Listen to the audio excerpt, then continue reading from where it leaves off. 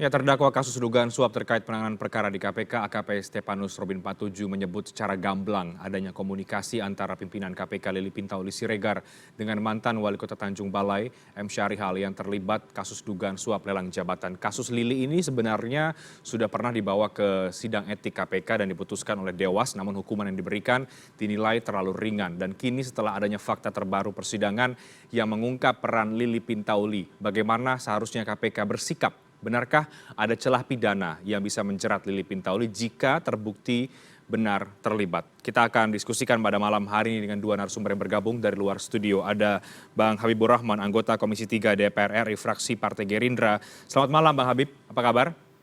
Ya, selamat malam. Assalamualaikum warahmatullahi wabarakatuh. Waalaikumsalam. Selamat malam Pak Saud Situmorang, mantan Wakil Ketua KPK. Pak Saud, selamat malam. Selamat malam. Baik. Saya akan langsung ke Pak Saud Situmorang.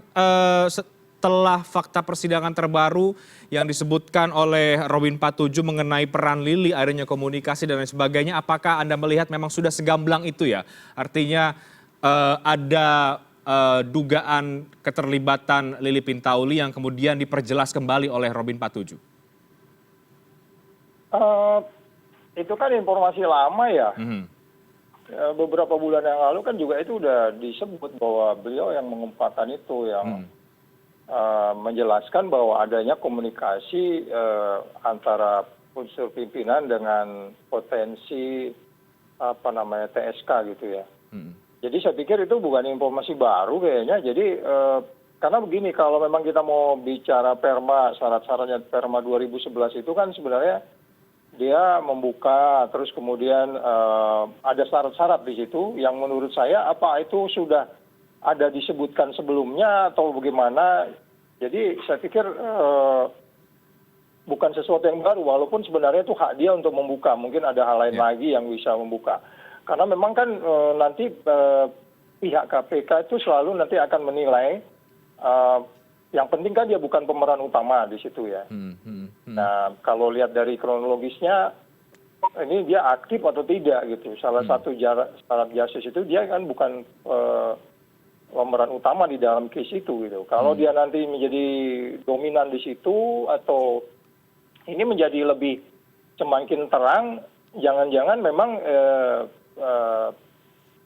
R ini hanya terbawa-bawa, terus kemudian mengikuti irama pemimpinnya yang kemudian dia menjadi lebih menjadi lebih eager untuk membuka lebih lanjut bahwa saya bukan bergerak sendiri ataupun saya bukan terlibat sendiri dan seterusnya.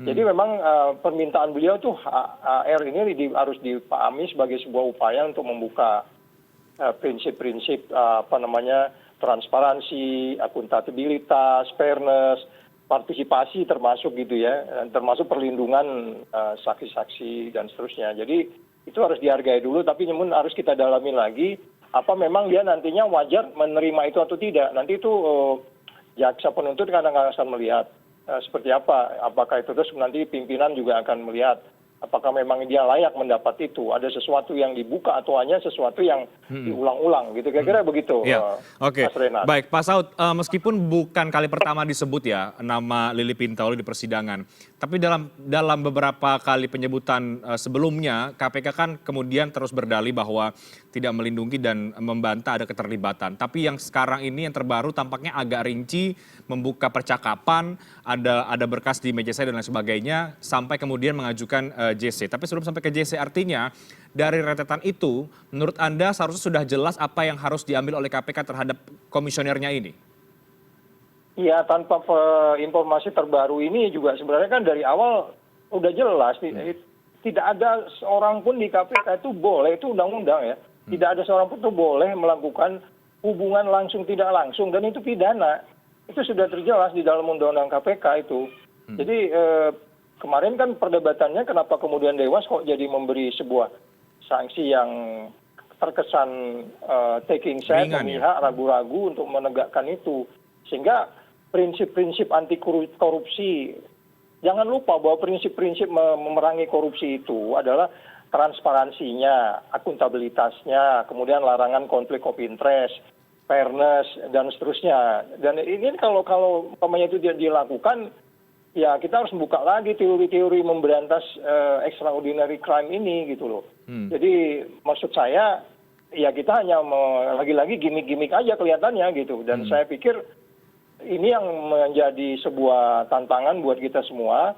Karena prinsip partisipasi juga di dalam berantas anti korupsi itu penting. Jadi kita harap semua kita memperhatikan ini, memberikan saran dan mengkritisi KPK secara keseluruhan, kira-kira gitu. Oke, dari kacamata Anda, apa menurut Anda yang membuat Robin 47 selalu menyebut nama Lili Pintauli, bahkan terakhir meminta untuk menjadi justice collaborator? Ya, kita hargai itu, karena memang makanya nanti jaksa akan melihat ya, jaksa penuntut akan melihat apa memang dia wajar mendapat itu, atau memang dari awal mungkin ada sesuatu lagi yang masih disembunyikannya. Karena kan ini harus membuka yang rupa ya, prinsip yang saya sebutkan di dalam memberantas korupsi itu bahwa Anda harus ada akuntabilitas ya. Ini kalau dia nanti bisa membuka lebih luas lagi, karena memang selalu saja bahwa tindak pidana korupsi itu menimbulkan tindak pidana baru, dan ini terbukti gitu. Tindak pidana korupsi menimbulkan tindak pidana baru yang melibatkan pimpinannya. Dan oleh sebab itu kita menghargai kalau dia membuka itu. Tapi kronologisnya harus dilihat dulu. Siapa yang pertama membuka itu ke publik, kalau memang itu dia yang membuka, itu memang harus dihargai. Karena memang prinsipnya keadilan itu harus jalan gitu ya. Beliau sudah membuka, kemudian apalagi kalau ada detail-detail lain yang mungkin tidak diungkapkan di publik, pasti saya yakin dia harus ngomong ke penyidik juga itu. Penyidik biasanya ada sesuatu yang diungkap dan tidak terungkap di publik ya. Termasuk ini detail-detail biasanya ada itu. Dan itu ada beberapa secara etika yang nggak mungkin bisa diungkap. Mungkin bisa jadi yang bersangkutan pernah ketemu dan ada pengarahan dan seterusnya. Mungkin penyidik dan penuntut akan lebih tahu lah bahwa wajar memberi justice collaborator kepada R ini. Oke, Pak Saud, tadi menarik ketika Anda menyampaikan mungkin saja bahwa apa yang dilakukan oleh Robin 47 dengan menyebut nama Lili dan juga mengajukan sebagai JC adalah bisa jadi kemudian ia terseret begitu dalam irama yang kemudian dilakukan oleh Lili Pintauli. Apa yang kemudian melatar belakangi bacaan Anda itu, Pak Saud? Ya, karena memang di dalam struktur, nggak usah lah struktur komando ya, di dalam struktur kepemimpinan itu biasanya kan, itu makanya selalu saya bilang, kalau di dalam berantas korupsi itu sama dengan ilmu auditing. Tone at the top itu seperti apa gitu, jadi suara dari atas itu seperti apa. Kalau suara dari atasnya itu miring-miring ya anak buahnya kan lebih miring lagi, pasti dia menafsirkan miring. Makanya ada disebutkan yang dia pernah nyebut itu pimpinan lagi perlu duit nih gitu. Itu kan juga perlu didalami ya. Itu omongan seperti itu apa di balik itu gitu. Jadi sekali lagi apakah itu hanya justifikasi dan seterusnya, itu yang perlu didalami. Tapi overall sebenarnya kalau garis dari atas itu tegas terhadap orang-orang lapangan ini menjadi lebih berintegritas, itu sangat common sense, itu akan ngikut. Jadi saya lebih cenderung memang ini baik didalami, dan saya pikir Dewas harus mendalami, harus terbuka lah, kan fairness-nya penting ya gitu, transparansi. Sebenarnya yang bersangkutan pimpinannya itu, yang perempuan itu sebenarnya di posisi apa dia, pasif kah, aktif kah, ketemu di pesawat itu apa kebetulan gitu ya, di bumi ini nggak ada yang kebetulan kalau menurut saya sih ya. Ya, baik Mas Saud. Ketemu sebelah-sebelah dan seterusnya. Jadi ini memang banyak yang masih ditutup-tutupi yang menurut saya publik harus diajak ke dalam lah, ke dalam KPK itu. Diajak ke dalam KPK supaya lebih transparan, biar kemudian ini Presiden nggak terlalu pusing melihat pemberantasan korupsi saat ini. Oke, banyak yang perlu didalami, bahkan publik harus diajak ke dalam KPK. Bang Habibur Rahman, sebelum menanggapi saya ingin tanya dulu bagaimana kemudian pengawasan dari Komisi 3, mitra kerjanya KPK ketika melihat salah satu komisionernya sejak awal kemudian sudah disebut-sebut terlibat dalam pusaran kasus korupsi, dan yang terbaru semakin gamblang disebutkan oleh salah satu terdakwa. Tanggapan Anda, Bang Habib? Ya, saya pikir pertama saya tadi ada mendengar kalimat fakta persidangan ya. Saya nggak ngerti apa definisi yang dimaksud teman-teman CNN soal fakta persidangan ya. Apakah itu digolongkan ke alat bukti dalam hukum acara pidana atau apa? Nah, kalau yang saya tahu alat bukti hukum acara pidana nggak ada yang disebut fakta persidangan. Dan kalau toh itu alat bukti dalam pidana, apakah eh, pengakuan yang baru sepihak dari R ini masuk dalam sebagai fakta persidangan. Nah, karena ini kan tentu kita sudah ngomong terlalu banyak, sudah judgement terlalu banyak, tapi nilai yuridisnya seperti apa, gitu loh. Kan pada akhirnya kan kita juga harus menjaga jangan sampai kita merusak nama baik orang ya sebelum betul-betul ada bukti yang kuat, ada putusan pengadilan yang kuat, gitu loh. Jadi kami tentu sebagai pengawas juga tidak mau mengambil tindakan yang berbasiskan pada asumsi, ya, pada spekulasi-spekulasi. Seperti disampaikan oleh Pak Saud tadi, ya. Ini juga kalau yang disampaikan hari ini berita lama, gitu loh. Tidak ada yang lebih detail. Dan yang kami nanti itu bukti-buktinya. Buktinya mana?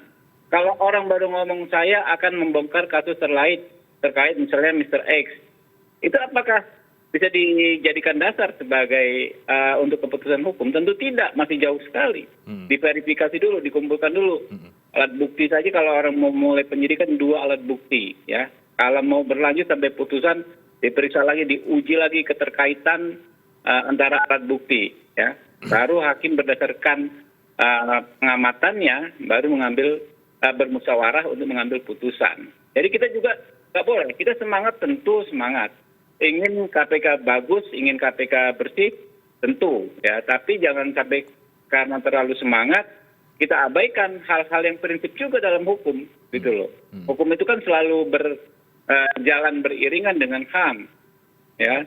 Ketika kita menjudgment tanpa ada bukti-bukti yang sudah jelas, apakah itu tidak merupakan pelanggaran HAM, walaupun terhadap satu orang, gitu kan? Nah ini yang harus kita jaga juga. Oke, baik, Bang Habib. Jadi Anda menilai bahwa perlu pembuktian untuk bisa menyebut bahwa memang ada peran Lili Pintauli dalam kasus ini, meskipun sudah ada putusan Dewas KPK, meskipun juga sudah disebut berkali-kali. Kalau Dewas itu kan soal etik, Bos. Ya. Anda bisa bedakan nggak etik dengan hukum, gitu loh? Iya, nggak, maksud saya begini. Etik. Dan kalau kemarin memang kan di aturannya kalau memang mengandung unsur pidana dilimpahkan ke pidana, ya kan? Nah, jadi nggak bisa dikata nggak boleh pakai kata apa, meskipun kalau kita mau ngomong soal hukum. Sekarang kita ngomong hukum, saya pure, kita tunggu bukti-buktinya. Sebelum sampai ke bukti, kita ingin juga dengar yang lebih detail. Bagaimana perannya, gitu kan? Apakah hanya berkomunikasi, lalu mengajukan pengacara, lalu ada misalnya pengacara itu siapa, latar belakangnya seperti apa, perannya bagaimana. Kita pengen yang lebih detail. Dibuka saja saya pikir kalau ini. Oke, ya? Baik, kalau sudah dibuka tinggal kita lihat relevan tidak dengan bukti-buktinya. Oke, jadi menurut Anda pembuktian seperti apa yang kemudian ditunggu untuk bisa melihat kasus ini secara gamblang, secara terang benderang? Itu kan jelas aturannya, di KUHP kan jelas pembuktiannya, tuh kan? Kan Anda juga paham KUHP, kita semua paham KUHP, tuh kan? Pembuktian seperti apa? 2 alat bukti, kemudian diperiksa, saksi dipanggil satu persatu, dicek relevansi antara satu alat bukti dengan alat bukti lainnya, meyakinkan atau tidak, kan seperti itu. Oke, jadi kalau sekarang ini menurut Anda yang perlu dilakukan oleh KPK atau pengawasan yang dilakukan oleh DPR masih sebatas melihat saja dulu? Harus menggali dulu, ya. Yang disampaikan oleh Robin itu ditindaklanjuti, ditanya, gitu kan. Ini apa ceritanya seperti apa, gitu kan. Lalu buktinya mana, saksinya siapa? Ya, kalau hanya sepihak, kemudian ceritanya juga tidak jelas, cuma misalnya yang tadi berkasmu ada di mejaku, nggak ada pembuktian tentang peristiwa yang mengaitkan misalnya Lili Pintauli melakukan tindakan yang lebih aktif lagi, ya berat juga pada akhirnya kan cuma kayak kemarin cuma nyangkut di etik gitu kan. Oke. Pak Saud, ada tanggapan dari Anda, Pak Saud, pembuktian atau memang perlu ini pendalaman yang sejauh apa lagi, seperti apa yang harus dilakukan? Ya, jadi seperti saya sampaikan tadi bahwa tindak pidana korupsi itu selalu menimbulkan tindak pidana berikutnya. Itu ini sudah terbukti kan, tindak pidana korupsi kasus Tanjung Balai terus melibatkan pimpinannya. Yang kalau kita lihat sekuensnya nanti itu akan terlihat sebenarnya sejauh apa peranan pimpinan yang terkait dengan yang disebut oleh Robin tadi itu. Jadi maksudnya adalah ini sebenarnya ada banyak masalah di sini. Dari kasus Tanjung Balai ini banyak sekali masalah. Ada masalah di Dewas, ada masalah di pimpinan, ada masalah di anak buah, ada masalah di sistem operasi, ya kan? Itu bagaimana kalau bisa pergi langsung ketemu gitu ya. Jadi ini makanya saya katakan tadi, kalau memang kita mau benerin ini KPK ini secara keseluruhan, ya pihak legislatif dan kita semua masyarakat, kalau kita nggak bisa berharap banyak di legislatif dengan sejumlah justifikasi ya. Tapi saya pikir masyarakat mesti ajak ke dalam. Yang saya bilang tadi, bagian paling atas anti korupsi yang benar itu adalah transparansi. Baru menyusul kemudian akuntabilitas, baru kemudian tidak konflik of interest, fairness, dan seterusnya. Jadi ketika Anda tidak transparan di dalam menyelesaikan semua kasus, termasuk kasus yang menyangkut pimpinan, itu pasti ada sesuatu dan publik tanda tanya. Jalan yang terbaik adalah undang civil society untuk masuk ke dalam untuk melihat itu. Kalau kita memang mau membersihkan negeri ini secara sustain, kalau enggak ya begini-begini aja gitu. Sama dengan sebelumnya, waktu saya salah ngomong di TV itu kan saya sejumlah dari luar, orang-orang yang ahli hukum, orang-orang ahli psikologi, ahli kata, ahli bahasa, kemudian meneliti saya bahwa kemudian saya ditegur, Anda salah di dalam ngomong seperti itu gitu. Jadi prinsip fairness ini, keterbukaan dan seterusnya, itu harus dilakukan agar tidak menimbulkan kecurigaan. Kita juga nggak bisa abuse kepada semua orang, abuse terhadap itu pimpinan yang disebut-sebut itu. Kita juga nggak boleh abuse power terhadap CR tadi juga yang sudah mulai membuka dan kesadarannya muncul. Jangan salah, setiap orang itu mempunyai pintu tobatnya masing-masing. Tetapi itu menjadi masalah ketika kemudian kita tidak menegakkannya secara adil, tidak melindungi umpamanya siapa-siapa yang sudah mengungkapkan fakta-fakta. Terus kemudian yang disebutkan tadi perlunya prinsip partisipasi. Jadi DPR juga partisipasi. Saya juga diminta pendapat ini kan dalam partisipasi. Nah bila perlu panggil lagi itu AM 57 yang membentuk lembaga itu sekarang. Dari 57 orang diberhentikan, mereka membentuk lembaga. Undang aja untuk partisipasi untuk kemudian melihat itu. Karena salah satu diantaranya kan yang mengadukan laporan itu. Jangan-jangan dia yang sudah melihat rekamannya. Jangan-jangan dia sudah melihat hasil dari barang bukti elektronik yang kemudian kemarin disebut-sebut juga, tapi tidak ditanggapi oleh Dewas dan kemudian jadi sanksi yang potong gaji yang ringan itu. Jadi sekali lagi ini banyak masalah, ini bisa dijadikan pintu masuk untuk memperbaiki KPK secara keseluruhan. Kalau kita mau, jadi jangan disorong-sorongi ya si R ini saja seolah-olah menjadi panglima komandan lapangan yang disalah-salahin. Tapi secara keseluruhan organisasi harus bertanggung jawab. KPK secara keseluruhan harus bertanggung jawab gitu. Bang Habibur Rahman, perlukah ini dilihat lebih dalam lagi bahwa ada yang salah, ada masalah di Dewas KPK, di pimpinan KPK dan juga sistem operasi yang ada di KPK saat ini? Tapi dijawabnya nanti. Kami break, kami akan segera kembali sesaat lagi.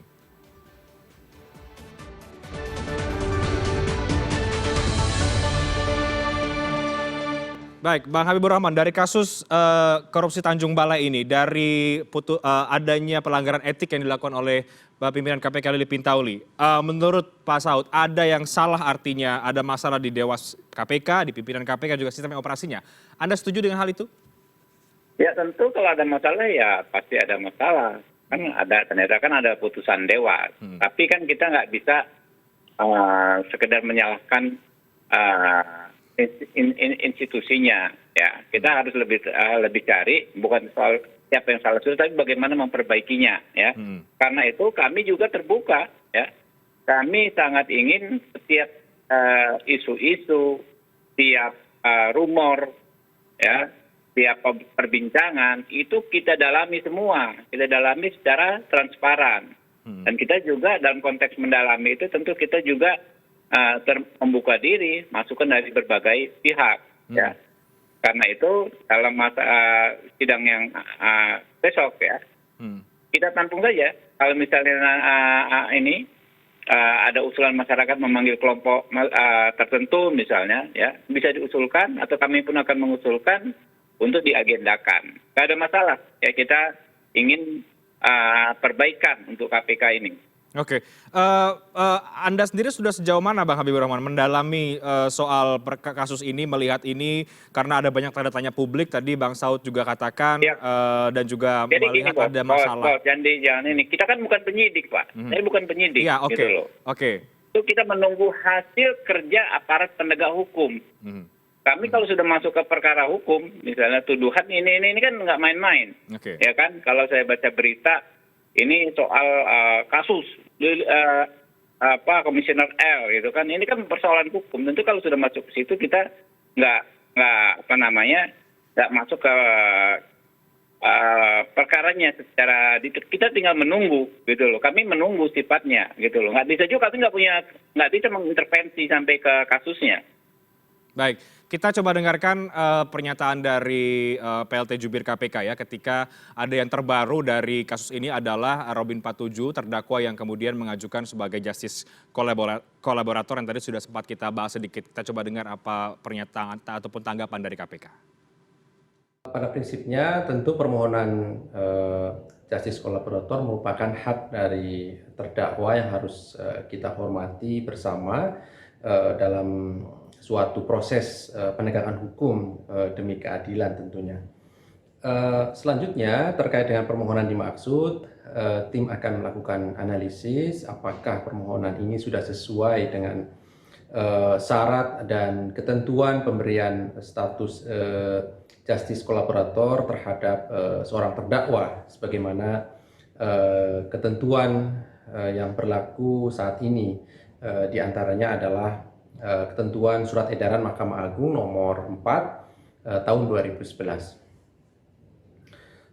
Tim jaksa KPK maupun majelis hakim tentu juga akan mempertimbangkan secara komprehensif seluruh fakta-fakta di dalam persidangan sehingga nantinya akan diputuskan apakah permohonan dimaksud akan dikabulkan ataukah tidak. Penilaian terhadap kapasitas dan juga sikap dari terdakwa selama proses penyidikan hingga sampai ke persidangan tentu juga menjadi bagian yang akan dipertimbangkan oleh tim jaksa KPK. Selanjutnya tim jaksa KPK nantinya tentu akan menuangkan analisanya di dalam surat tuntutan yang diagendakan akan dibacakan pada persidangan-persidangan berikutnya. Ya, saya kembali ke Bang Habibur Rahman. Bagaimana Anda melihat proses ini dan kemudian terdakwa yang sudah mengajukan justice kolaborator, apakah ini menurut Anda bisa menjadi tools ya untuk mendalami kembali kasus ini yang tadi sudah kita banyak bahas, Bang? Ya, iya tentu, ya kan. Tapi itu tadi yang disampaikan kan sumir, ya. Yang disampaikan tadi sebetulnya hampir nggak ada yang baru daripada yang sudah dari yang sudah beredar beberapa bulan belakangan. Ya kita tunggu saja secara detail. Kan gini, mekanisme JC itu kan mengajukan, lalu diperiksa, lalu kemudian ada pemeriksaan dan lain sebagainya, dan diminta menunjukkan bukti-buktinya. Nah, itu kita tunggu saja. Oke, Pak Saud, justice kolaborator yang diajukan? Ya, gimana maksudnya? Ya, yang tadi kemudian sudah dilihat oleh KPK, KPK akan menganalisis, mendalami proses pengajuan justice kolaborator yang diajukan oleh terdakwa. Bagaimana Anda melihat prosesnya setelah ini?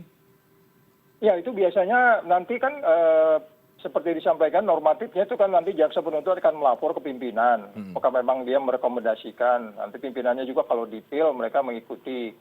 Yang menjadi lucu kan salah satu pimpinannya terkait di situ. Jadi sebenarnya itu udah konflik of interest, itu nggak baik, gitu lah kan. Nanti ini jam justice kolaborator kan 5 pimpinan itu akan memutuskan mau dikasih atau tidak, gitu. Kemudian satu pimpinannya ada di situ disebut-sebut namanya. Itu udah, tapi biasanya normatifnya dia konflik of interest, itu biasanya dia take out dari situ, nggak ikut. Ya, kemudian biar pimpinan yang lain yang menilai, itu udah sangat normatif. Cuman kan saya katakan kembali lagi, ketika kemudian pimpinan itu bagian dari masalah, di KPK itu menjadi sangat ruwet jadinya. Itu yang saya katakan kembali lagi. Kalau kita ruwetnya ini bagaimana dan kenapa menjadi ruwet, Pak Saud?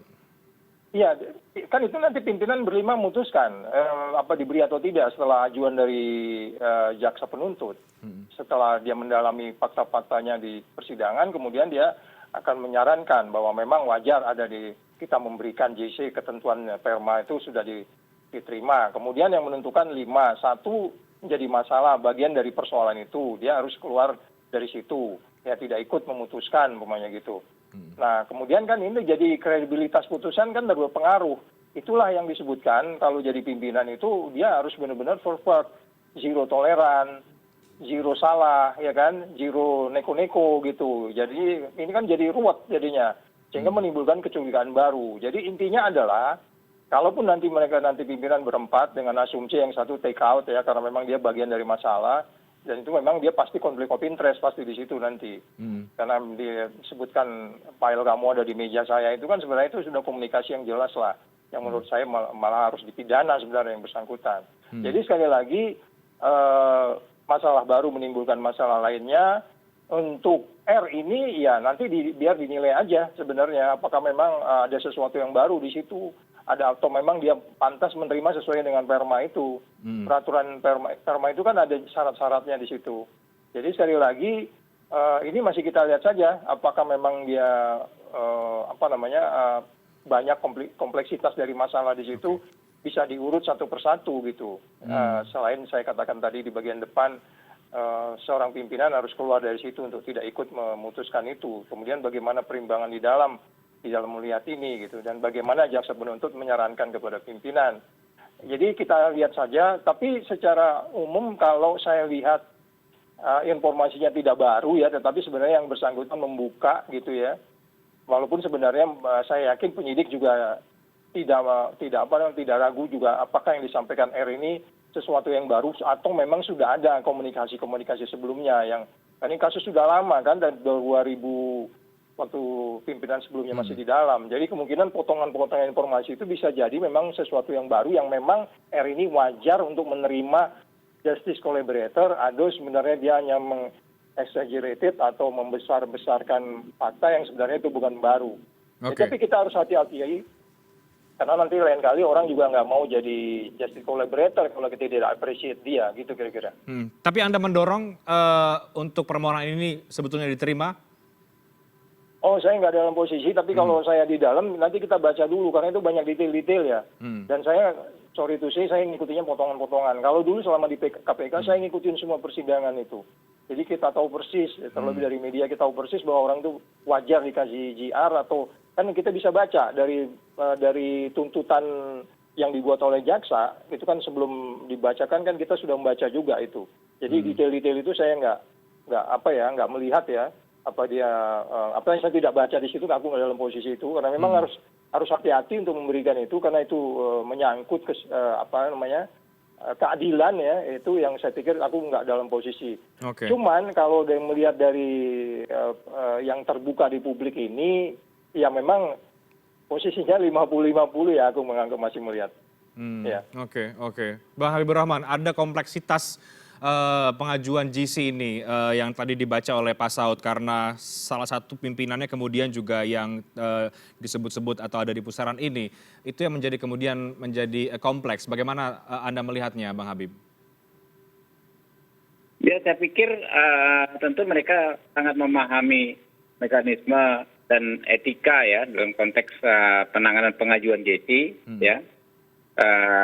Dan saya pikir itu akan diterapkan oleh pimpinan KPK. Oke. Dengan mekanisme yang mungkin saja tadi disampaikan oleh Pak Saud bahwa satu yang kemudian disebut ini tidak dalam kapasitas untuk ikut menentukan, maksud Anda atau bagaimana, Pak? Ya, jadi tetap mengacu kepada aturannya, Pak. Kita nggak bisa mengarang-arang dengan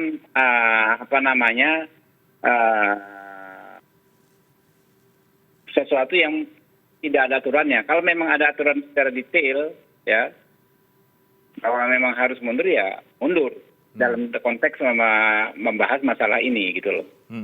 Oke. Pak Saud, sebetulnya bagaimana mekanisme yang ada sebetulnya selama ini di KPK ketika ada satu pimpinan yang kemudian terlibat dalam perkara seperti ini, karena kan ini mungkin bisa dibilang belum pernah ada kasus yang seperti ini ya, Pak Saud, itu seperti apa? saya nggak usah menyebutkan siapa ya, salah satu di antara pimpinan ya. Tapi kita gini nih, ada seorang mau kita bahas gitu ya. Itu satu pimpinan tuh langsung ngaku, itu dulu satu angkatan aku doh. Aku nggak mau ikut nilai dia masuk jadi pegawai atau enggak gitu.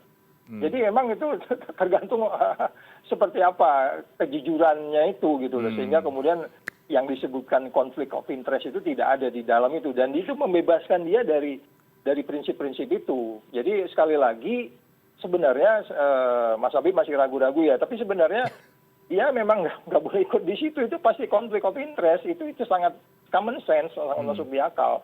Saya ngambil contoh yang kemarin ada best practice yang kita lakukan di sana ya. Kalau umpamanya kita merekrut orang, kemudian itu satu perguruan tinggi atau satu angkatan, satu seksi, bahkan dia tarik, kamu nggak ikut ya, kalian yang nentuin gitu, supaya bebas nilai gitu. Itu sangat-sangat dasar yang sebenarnya di KPK pada masa lalu. Saya nggak tahu sekarang, saya nggak tahu karena undang-undangnya beda, kemudian statusnya juga beda. Jadi ini yang makanya saya bilang udah deh kembaliin lagi undang-undang KPK itu kan gitu. Kita kembali lagi value-nya itu seperti dulu, di mana setiap orang secara gentle, secara satria atau secara transparan, terbuka, fair gitu ya. Kemudian bagaimana transparan kemudian itu bisa diciptakan, dan itu kan syarat-syarat di dalam pemberantasan anti korupsi. Kalau Anda mau buka piagam PBB itu kan dasar-dasar yang kemudian kita simpangkan itu dengan undang-undang KPK yang baru malah jadi di bawah eksekutif, dan ini persoalan panjang. Jadi kompleksitas ini juga kalau kita mau urut-urut sebenarnya kan nggak bisa dibantah bahwa ini sebenarnya juga berawal dari masuknya undang-undang KPK yang baru, sehingga kemudian dewasnya juga kayak begitu. Kalau dulu itu yang saya bilang kan, saya nggak salah ngomong di TV itu ngundang orang dari luar, sautnya diadilin supaya fair, ya kan? Komisi etiknya itu dari luar, semua ahli-ahli hukum, semua orang-orang dari profesor dari perguruan tinggi menilai itu. Ya, jadi ada unsur dari luar sehingga check and balance-nya jelas. Ini jalan panjang ini Mas Renat, jadi mau gimana lagi ya, saya pikir agak sulit ya negeri ini ya. Oke. Bang Habib, ada tanggapan Bang Habib, kompleksitas ini asal muasalnya adalah undang-undang KPK?